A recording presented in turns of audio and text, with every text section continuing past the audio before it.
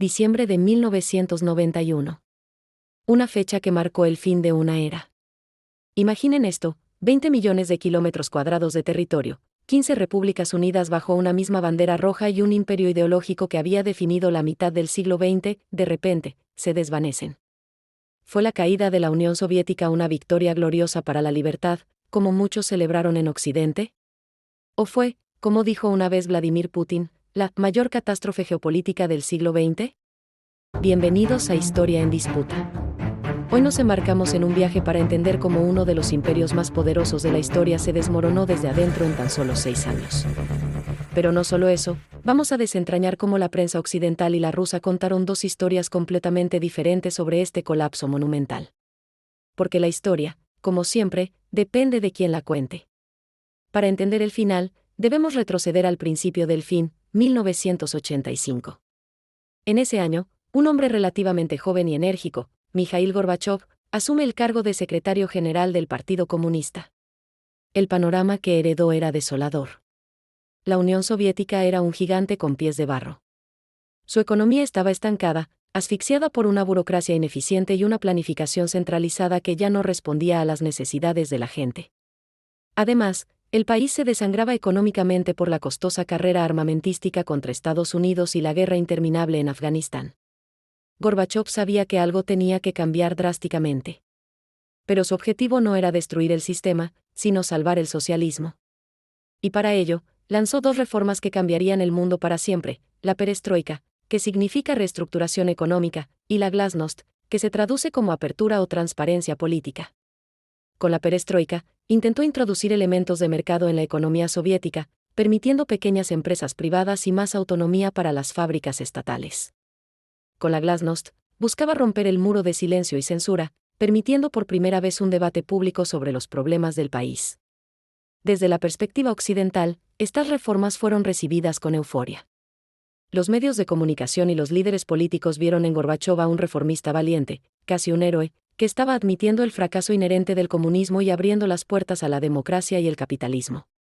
La narrativa era clara: la presión de Occidente, liderada por Ronald Reagan, finalmente había doblegado al imperio del mal. La Guerra Fría parecía tener un ganador claro. Pero dentro de la Unión Soviética, la realidad era mucho más caótica y dolorosa. Gorbachov, en su intento de reformar, había abierto la tapa de una olla a presión que llevaba 70 años acumulando vapor. La glasnost, la apertura, desató un torrente de críticas. La gente, que durante décadas había vivido en el miedo y el silencio, de repente podía hablar libremente sobre la corrupción, la ineficiencia del gobierno y los crímenes del pasado estalinista. Las verdades incómodas salieron a la luz, erosionando la legitimidad del Partido Comunista a una velocidad vertiginosa. Por otro lado, la perestroika fue un desastre en su implementación. Las reformas económicas se quedaron a medio camino. La vieja economía planificada se desmanteló sin que hubiera un nuevo sistema de mercado funcional que la reemplazara. El resultado fue el caos. Las cadenas de suministro se rompieron, la producción se desplomó y las tiendas se vaciaron. Las imágenes de colas interminables para conseguir productos básicos como pan, jabón o carne se convirtieron en el símbolo de la vida diaria. La gente no sentía la libertad, sentía el hambre y la desesperación. Para muchos ciudadanos soviéticos, las reformas no eran un paso hacia un futuro brillante, sino una zambullida en la incertidumbre y la miseria. Y entonces, en abril de 1986, ocurrió un evento que se convertiría en el símbolo definitivo de la podredumbre del sistema: el desastre de Chernóbil. La explosión en la central nuclear no solo fue una catástrofe medioambiental, sino también una catástrofe política. La reacción inicial del gobierno fue la de siempre: el secretismo, la negación, tratar de ocultar la magnitud del desastre al mundo y a su propio pueblo. Pero la nube radiactiva no respetaba fronteras ni censuras. Cuando la verdad finalmente salió a la luz, gracias en parte a la nueva política de glasnost, la confianza en el Estado se hizo añicos.